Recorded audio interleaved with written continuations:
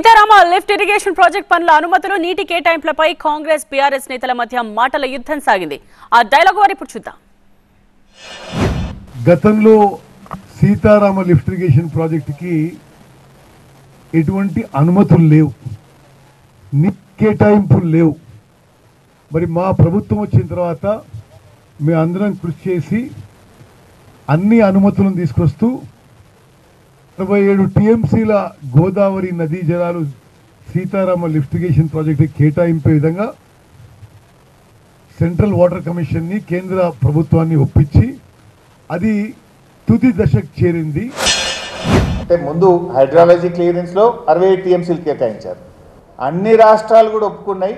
మేము central water commission లో inter state విభాగం కూడా 67.05 టీఎంసీల నీటిని వినియోగించుకోవడానికి మాకు ఎటువంటి అభ్యంతరం లేదు అని కేటాయిస్తూ కూడా ఇది సెంట్రల్ వాటర్ కమిషన్ నుంచి జూలై 2023లో వచ్చిన లేఖ. కానీ మంత్రి గారు అంటారు మేమేమి అప్లై చేయలేదట, ఈయన వచ్చిన 8 నెలల్లో దరఖాస్తు తెచ్చిండట, 67 టీఎంసీల నీళ్లు తెచ్చిండట. అబద్ధాలు అంటే కనీసం అతికెట్టను ఉండాలి.